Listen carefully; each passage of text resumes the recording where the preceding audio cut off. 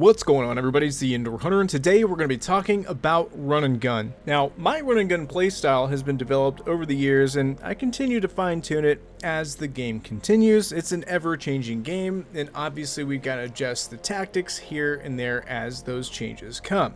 I say all that because I'm not going to be pretentious and guarantee any success with this guide or with this playstyle, but if you choose it, this is what I do. Alright, starting out in the stalker tree of our skills, we've got locate tracks. I've got it maxed out.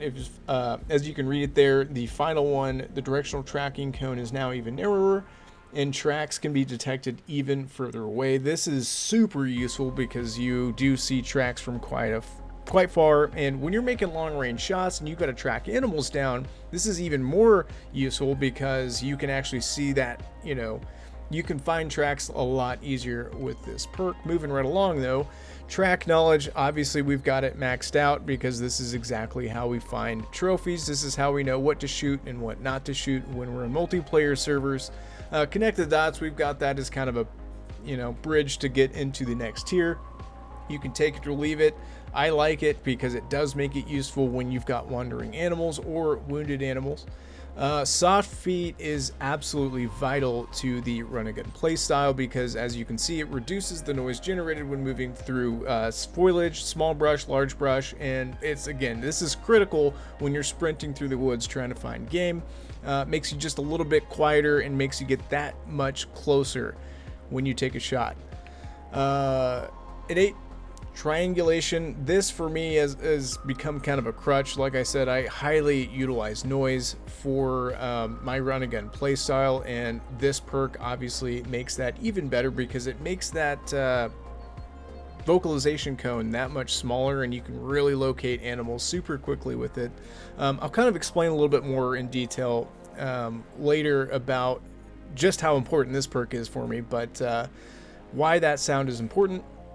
Improvised blind, of course, this is where you can hide in trees and bushes and grass, makes you a little bit stealthier, and obviously stealth does come to benefit us even as run and gunners, so obviously we need that perk. Endurance is another perk that you absolutely have to have because when you're out there running, you might only have a split second to stop, aim, shoot, and you need to be able to control your heart rate, and without that perk, it can't be done. And of course, the legendary disturbed vegetation. I personally can't play the game without this. The odds of finding a rare with disturbed vegetation is actually shockingly low. But every single rare that I found with disturbed vegetation was because of disturbed vegetation, if you know what I mean. It creates an Easter egg hunt in the game. I just check every single disturbed vegetation that I come across because you never know. One of those days you're going to come across some sort of rare that you've not seen, and it's because of disturbed vegetation. Again, for those trophy hunters out there, this perk, in my opinion, is paramount to your success because it just adds another layer of your tracking ability. In the ambusher tree, there's really only two perks that are absolutely pertinent to have, and that, of course, is spotting knowledge and sight spotting. The rest of these are kind of user choice, whatever points you have left over. I personally like Pack Mule. It allows you to carry even more gear without a backpack, which is huge, but you got to sacrifice some things in the other perks or the other perk trees like disturbed vegetation, and like I said, folks, I can't play without that. So then again, Pack Mule is incredibly useful. You can carry way more guns, which allows a lot more fun, obviously, but again, it depends on what mood you're in, and if you got the cash out there, I guess you can just kind of switch these around and play with that. But like I said, we really need to have sight spotting. This gives you the ability while you're aiming, obviously, to actually outline the animal, which is huge, especially when you're running gun, because oftentimes you see an animal way out there on the hillside, 300 meters, and he walks in behind the bush, and you got to be able to see him still. So very useful, very important. And when it comes to my weapons perks, I feel like I have a pretty standard loadout, if that's what you call them, but we'll go over them nonetheless. We of course have zeroing unlocked. If you guys haven't seen my shooter guide, go check it out. I know exactly where that bullet is going every single time, regardless of range, and because of zeroing helped us figure it out. It dumbs it down, makes it a lot easier, makes long range shooting, which is kind of pertinent to the run and gun, a lot easier. Same with steady hands. Obviously, we've got it maxed out. We've got breath control maxed out. That again gives us more ability to aim better. Going down to handguns, we have sprint and load. Obviously, we're running gun and we need to be able to reload while on the run. I do have survival instinct on. This is one of those perks that you could either do with or without. I get crazy enough. This is actually a pretty useful perk. We decided to get rid of quick feet this go around. Again, I'm always kind of fluid with my weapon perks. I'm always experimenting and seeing what different things do with different stuff. But for now, I don't have quick feet. If you're into handguns, obviously this is going to be more impactful. Ranger, however, is incredibly useful.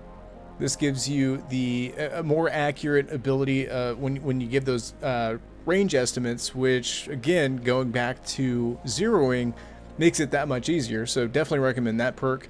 Lightning hands for a running gunner. Myself personally, I can't play without this being maxed out. This basically turns your reloads into a Call of Duty style reload. You reload a lot faster. Again, in those moments when they count, lightning hands has saved my hiney so many times. Quick draw can be useful if you're into hip shots, but I typically would never recommend that. Going down to the shotgun perks, again, for those of you that don't know, these perks carry over to most other weapons as well, not just the shotguns.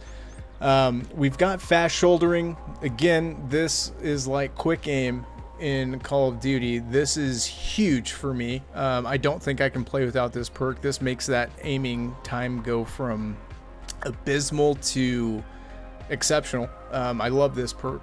Highly recommend it. Body control. This actually is a useful perk, and again, this is I've got tracer shot unlocked just because I like it. I wouldn't recommend it for run and gun playstyle, however. I would actually recommend putting that into body control. As you can see, it says weapon sights align faster after rotating with any weapon. Basically, what this means is that increases your accuracy as you move the scope. It's not worded that way, but that's exactly what that perk does. And again, as a running gunner, this allows you to shoot on the move a lot more accurately, and I would actually recommend it. I would also highly recommend recoil management, and I would actually recommend this for any playstyle because this makes the gun's recoil go away. And well, for those semi-auto lovers out there, it makes those a lot more fun to use, I'll say that. And last but not least, as you can see, I don't have any points placed into archery at the time being. That's going to be changing because, well, we love using bows. That said, there is a perk here, move and shoot, decreased wobble while moving in aim mode using any weapons. Again, this is a fun perk to go hand in hand with those other perks, but again, you've got to kind of go pick and choose what exactly you want, because this is where you run into trouble maxing out all these perks. You only have a handful left over, you got to pick out what you want, and well, this one is useful, but it's not the most useful, so we sacrificed it this go around. Some maps are better than others when it comes to the tactic of run and gunning. In my personal opinion, Silver Ridge Peaks is the run and gun map, but it doesn't mean you can't run and gun on other maps. Other good run and gun maps include those that share similar qualities to Silver Ridge Peaks. They're big, wide open, kind of like Varonga Savannah. You know, Tay, I'd put that on the list. Quattro, there's several others, but you kind of get the idea. The big, wide open space maps where you can shoot really far and see stuff from really far away, which is great, and it's a run and gunner's dream. Saltzweissen Park sits #1 in my book as far as run and gunning goes, but if you're not into small game, I'd understand why you wouldn't put that on your list. Obviously, though, you can run and gun on any map. It's just some are obviously easier than others to do it on. What makes the run and gun so attractive to me is I love wild-caught diamonds and rares, which is what I call it when you're out there on multiplayer or a server. It's anything that you put in your trophy lodge that you didn't set up a grind for. It's just those random encounters, you know, you didn't try for them, you just happened to come across them. That's why I run and gun. And when I run and gun on a multiplayer server, for example, I actually like to check areas that people wouldn't normally check because, you know, people are typically running, you know, drink zones or feed zones out in open fields, which I wouldn't not recommend doing, obviously, but You never know what's out there because people aren't exploring it, and because you're taking advantage of the spook mechanics in the game, it can actually lead you to success. Triangulation is one of the perks that we use to help narrow this down, but now whenever you spook an animal in the Hunter Call of the Wild, you're going to see that alert pop up that says, you know, whatever animal it is that's fleeing from you, and you'll see those visual sight cones show up on the screen, the kind of general area in which that animal was spooked from. Again, this is incredibly useful when you're exploring a very dense area on the map. If it's super thick, if it's low light, just not the best opportunity, but you know stuff's in there, you can use this spook mechanic to try to coerce animals out into an open field where you can actually see what you're looking at or see what you're hearing and decide whether or not you're going to take that animal. I can't tell you how many times I've come across big mule deer on Rancho, for example. It's a super thick map, and just by goading those animals out in the open somewhere else, they may be spooked, but now they're at such a range and in such an open environment, I can successfully harvest them, and now they're in the lodge.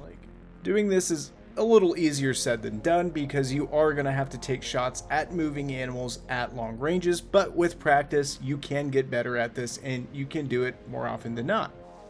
If you watch me live stream, you'll often see me use the whistle mechanic to intentionally spook animals or at least get their attention, because again, that cone that appears, the alert cone, I don't know what they actually call it in game. If someone knows the proper term, please let me know in the comments below, because I just keep making up my own terms for it and we're going to roll with it, folks. That said, that spook cone that you see whenever an animal goes alert and they let you know, hey, I'm scared, I'm getting ready to run away. There's a lot of times when that alert pops up, you've got a chance to actually secure that animal. Drop what you're doing, stop moving, stop making noise. Now it's time to hunt. When that animal comes out, as long as it's not fleeing, of course, if you just get a warning call, which is what you typically get, you've actually got a chance to let that animal calm back down and get real close to it if you want. On the flip side of that coin, whenever you're not targeting big species, you're looking for little small game animals, it's really hard to see them. Tall grass, big bushes, trees, whatever it is, there's stuff in the way, and those little teeny tiny critters are super hard to see regardless of where you are. And if you're like I was when I first started playing this game, I didn't enjoy the small game hunt because of those exact reasons. Everything was too thick, you just never saw anything, and it was kind of a pain in the butt until I changed my tactics. When you're hunting small games, it benefits you to actually be louder than quieter. You need to spook those rabbits out in the open somewhere. Obviously, you're never going to see them otherwise. The best example I can provide where spooking an animal is extremely beneficial is what I call the 22 trick. And for those of you that don't know, the 22 variant found in Weapons Pack 2, I believe, is actually just as loud as a bow when you fire it, meaning it's relatively quiet and you can use this to your advantage. For example, if you've got a stubborn animal that's quartering away from you or facing away from you or just not the right angle to get a good shot, you can simply fire the 22 and this is going to alert the animal, at which point it will face you. And then it's going to present a broadside shot, and I can't tell you the thousands and thousands of animals I have killed exactly this way. You fire a 22 round across the lake, that big giant red deer turns around, looks at you, gives you the heart shot opportunity that you need. Mission accomplished, you're going home to the trophy lodge. The 22 is probably the most essential piece of equipment that I carry in my loadout, and it is I can't recommend that DLC enough because of the utility of what I call the 22 trick. What is already too long of a video, again, if you're wanting to run a gun, to practice, start out on those maps that are big, wide open spaces that you can see a lot. Don't be afraid to spook stuff, because eventually that's going to help you out in the long run. It does take practice. This is a more advanced tactic. It's a little bit harder than just normal hunting because, again, you are going to be spooking more animals.